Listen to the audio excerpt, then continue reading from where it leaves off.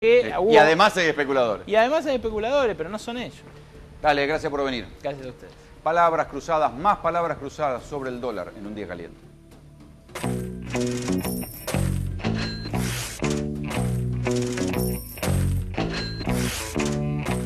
El Banco Central de la República Argentina ayer no compró ni vendió dólares, por lo tanto, lo que quiero transmitir es la posición respecto a la variación del tipo de cambio en la jornada de ayer. Me parece que el Banco Central no tiene mucha idea tampoco de lo que está haciendo. No ha sido una devaluación inducida por el Estado. A mí lo que me preocupa es que si vos devaluás así, sin un plan antiinflacionario, el aumento de precios que se viene ahora no te puedo explicar. La inflación es un indicador de una mala gestión, porque uno tiene inflación cuando administra mal. Podemos llegar a entrar, si no hay ajustes fiscales y monetarios, en un proceso de mayor inflación y más recesión. Va a haber días de furia del dólar libre, otro día de furia del dólar oficial, otro día se van a caer fuerte las reservas.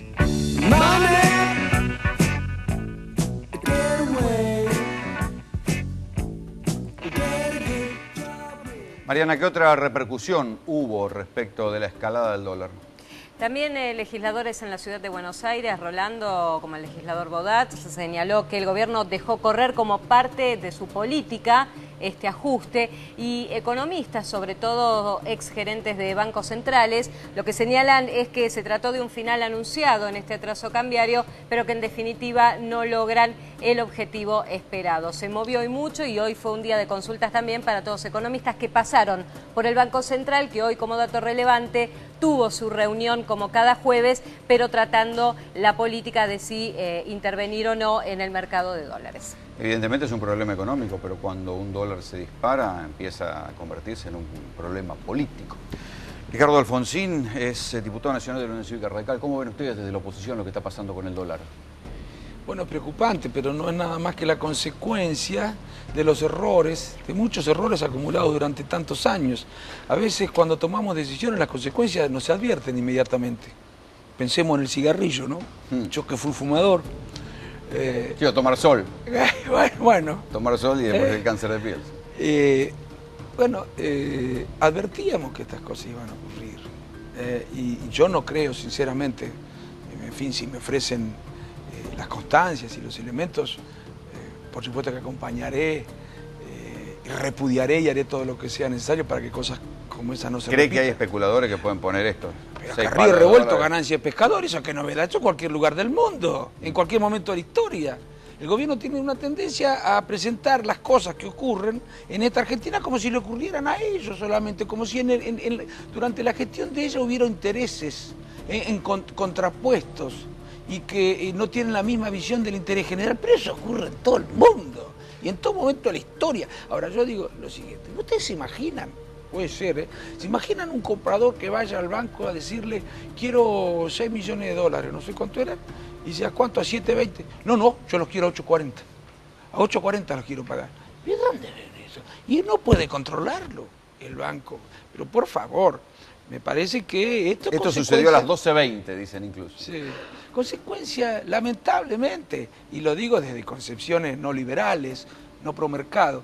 A ver, hay una idea de lo que se llama la centroizquierda, la socialdemocracia, el progresismo, palabras bastante devaluadas, lamentablemente, que es muy importante. ¿Esa idea cuál es? Que el Estado, que la política debe involucrarse en el ordenamiento de aquellos aspectos de lo social de los cuales depende la calidad de vida de sus miembros. Obviamente la economía es uno de esos aspectos que influye mucho sobre la calidad de vida de los miembros. Nosotros reivindicamos la potestad, el derecho de la política y del Estado de involucrarse en el funcionamiento de la economía. Ahora, con esto no alcanza.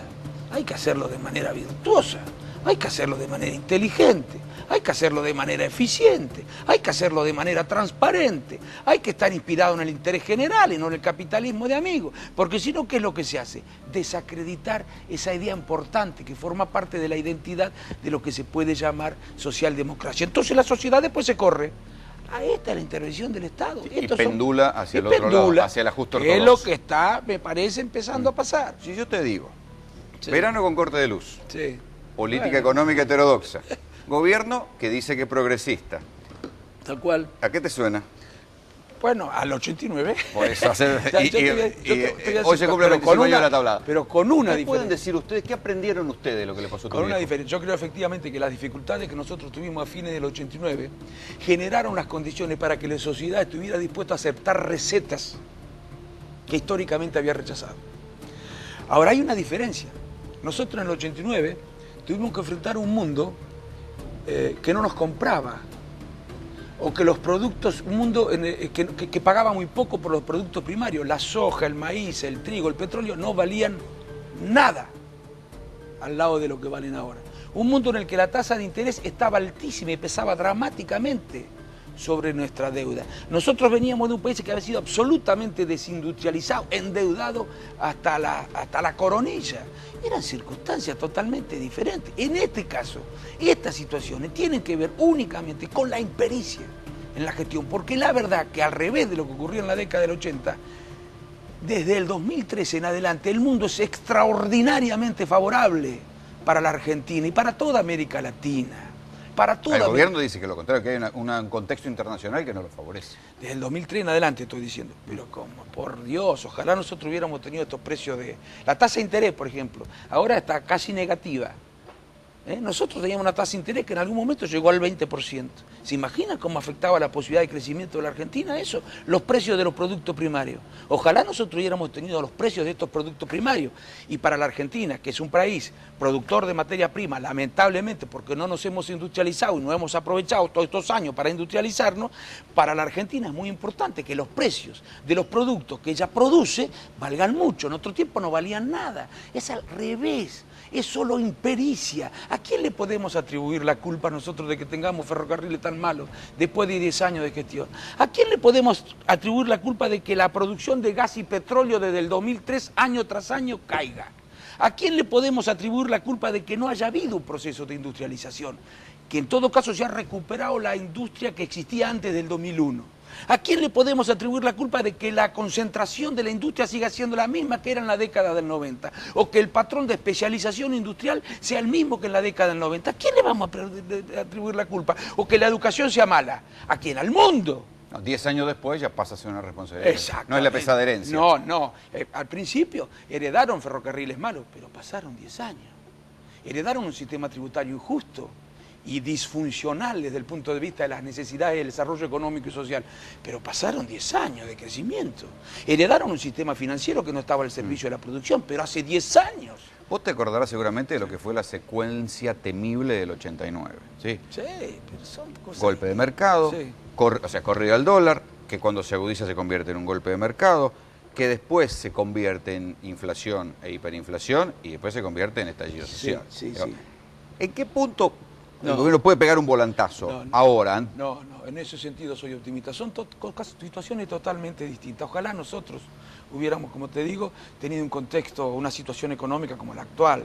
No, en esos sentidos sería mucho más controlable. Y el otro día te decía, Rolando, nosotros no pudimos ser, ni aunque hubiéramos querido, muy prolijos con la economía, porque el objetivo principal era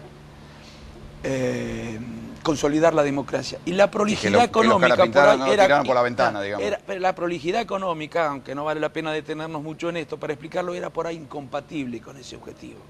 La democracia tenía que dar respuesta a las demandas que había postergado la dictadura, aunque eso generara a veces algunos problemas económicos, pero el mundo era distinto, no es comparable la situación. Hoy es la inflación, ¿consecuencia de qué? Tenemos superávit comercial, teníamos superávit fiscal, una presión tributaria que es primera en América Latina. ¿A qué se debe la inflación? Eso que usted está remarcando, ¿es por impericia del gobierno nacional? ¿Son tontos? ¿Se levantan pensando a ver qué desastre pueden hacer? ¿No? Yo creo que es impericia, sí. Además, es un poco, en algunos casos, piloto automático. Creyeron, por ejemplo, que las inversiones iban a llegar garantizando ciertas variables económicas, dólar alto, al principio salarios bajos a nivel internacional, equilibrio fiscal, superávit comercial, que bastaban generar esas condiciones macroeconómicas, por decirlo de alguna manera, para que se pusiera en marcha un proceso de inversión importante en la Argentina, y no es así. hay que hacer política además. Y hay que saber qué quiere hacer uno en la Argentina y qué industria tiene que desarrollar, cuáles son aquellas en las que nosotros podemos tener ventaja respecto de otros países de la Tierra. En fin, hay que pensar el país. ¿Vos pensás que conviene volver a endeudarse en el exterior? Mirá, se van a endeudar. Hoy me preguntaban, ¿usted cree que era correcta la devaluación? Mire, la pregunta si es correcta o no es correcta, no es una pregunta pertinente. Es una pregunta histórica. Es que es una consecuencia de la persistente negación de la realidad, entre otras cosas, de la inflación. Consecuencia inevitable de la persistente negación de la realidad. Y por supuesto que a río revuelto ganancia de pescador, claro, como no van a aparecer algunos especuladores. Pero que tomen... Si probamos atacando las causas de fondo, ¿por qué no probamos un poco con eso? ¿Hay tiempo?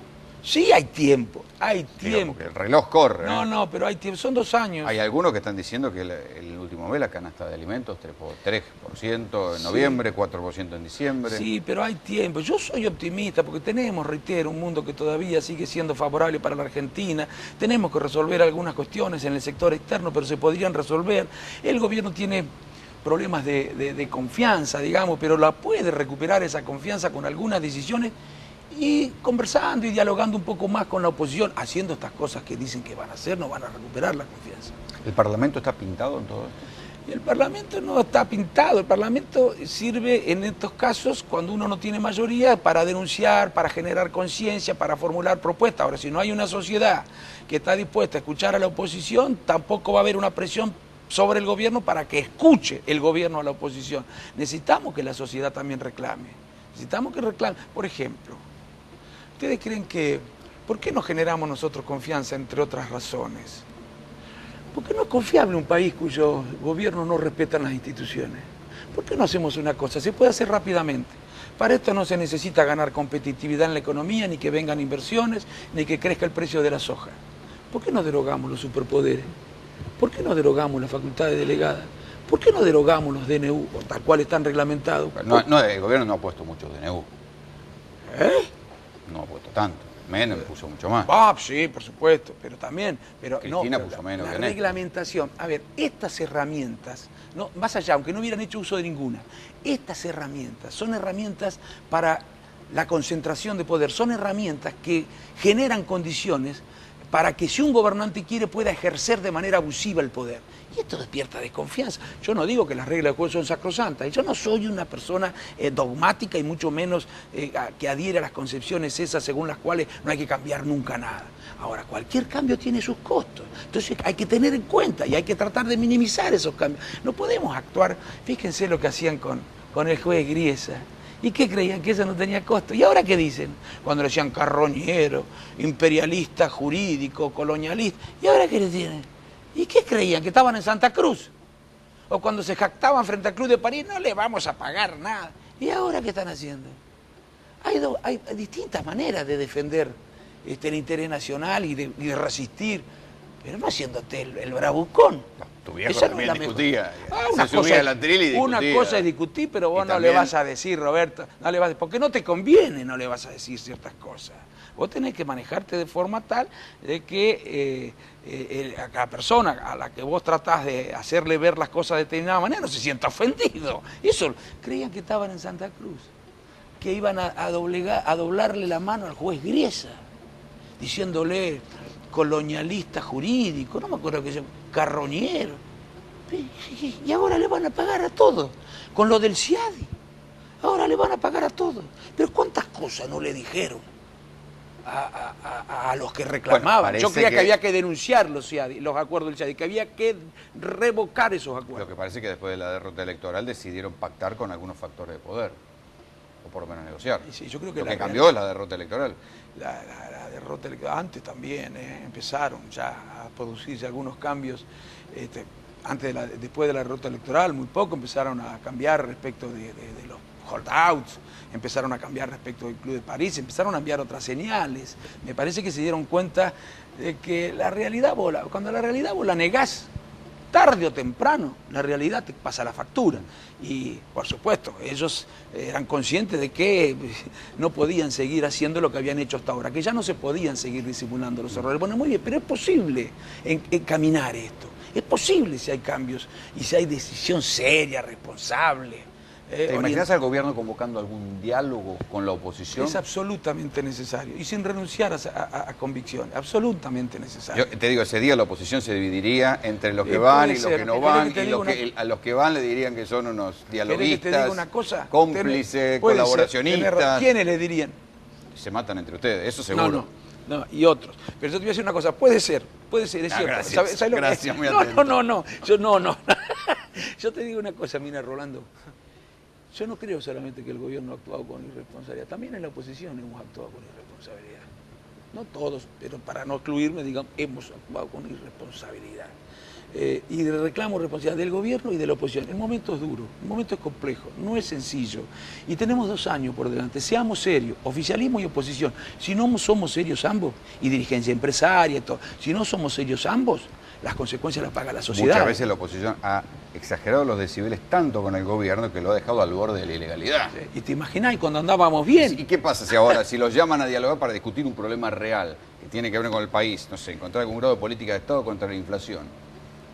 Bueno, se dividirían seguro. No sé todo. Sería la mejor maniobra que sepa dividirlos. Yo te digo, yo te puedo hablar por las fuerzas con las que, bueno, a las que pertenezco y con las que nos relacionamos. Yo sé, mira, del radicalismo, del GEN, del socialismo, de la coalición, hay disposición a dialogar para encontrar solución a los problemas. Carrió está en el espacio de ustedes, ¿te imaginas dialogando? Está bien, pero se puede llegar a dialogar también en la medida en que haya señales serias de que están dispuestos a cambiar en algunas cosas. Vamos a derogar la ley que en el año 2006 modificó el Consejo de la Magistratura. Demos una señal en ese sentido. Porque ¿cómo se integró en el 2006? Con mayoría del oficialismo, lo que ya generó sospecha acerca de la independencia con la que funcionaría el Poder Judicial. Y eso no es bueno. ¿Por qué un gobierno querría influir sobre el Consejo de la Magistratura que tiene, entre otras funciones, garantizar la independencia del Poder Judicial? ¿Por qué querría tener mayoría en ese cuerpo? ¿Por qué si no es porque en algún momento puede sentir la necesidad de transformarlo en un ámbito de protección? Porque todo el mundo tiene derecho a pensar eso. Seamos serios. No progresa ningún país en el mundo, ni una empresa, ni una familia, si no somos serios. No es serio no respetar la ley. ¿Cómo viste o cómo viviste todos los rumores que hubo sobre la ausencia de Cristina? Sí, me parece que se magnifican. Ahora, de vuelta, ellos hacen las cosas tiran centros, ¿no? Para que magnifiquen, para que... Porque había unos cuantos que seguramente puertas adentro ya estaban leyendo la ley de acefalía. No, bueno, por eso, por Dios. Vamos a tratar todos Después todo terminó cuando apareció. No, bueno, yo creo que ellos mismos también son los que estimulan este tipo de especulaciones, de rumores y de interpretaciones. Bueno, puede pasar de pasar todos los días, aparecer en cadena o no aparecer nunca más. Creo que en el fondo se debía, espero que no tenga que ver con la salud, y creo que no, porque ayer la vimos bien a la presidenta, y creo que en el fondo se debía a un cambio en la política de comunicación.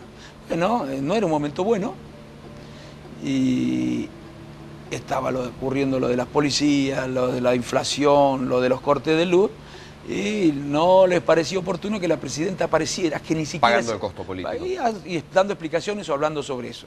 Bueno, esto, que tal vez en otro presidente hubiera pasado más desapercibido en ella, que tenía una presencia mediática casi diaria, contrastó. Entonces empezaron a aparecer este tipo de especulaciones. Yo espero que esté en la mejor de las condiciones y que esté tomando las decisiones con su equipo, además, porque nadie sabe todo, nadie. A ver que hay alguien un presidente que sabe todo de medio ambiente, de economía, de educación, de salud, de sistema fiscal. Bueno, tiene que tener un equipo que le esté asesorando y que sea el más serio posible ese equipo. Ricardo, muchas gracias por venir. No, gracias a vos, Rolando, muchas gracias. No le voy a preguntar a Ricardo Alfonsín sobre esto, pero lo que va a venir ahora seguramente le va a hacer acordar algo que también sucedió hace 25 años. Un verano de calor, de cortes de luz, de dólar controlado. Estaba sí, había dólar controlado, había medidas económicas heterodoxas, había incipiente inflación. Sí, esto no lo cuento 89, sí, había inflación. Había inflación, no era la hiperinflación. Si hay alguien que sabe de la inflación somos nosotros. Nosotros más autoridad que nadie tenemos para hablar de inflación y somos los que más sabemos cómo combatirla y el costo terrible que tiene en términos económicos, social y político la inflación. Bueno, todo eso había el 23 de enero del 89. Por suerte, lo que no hay es algo que pasó en aquel momento. La última batalla de la guerrilla en la Argentina. Una patrulla perdida de la revolución tomó un cuartel, el cuartel de la Tablada.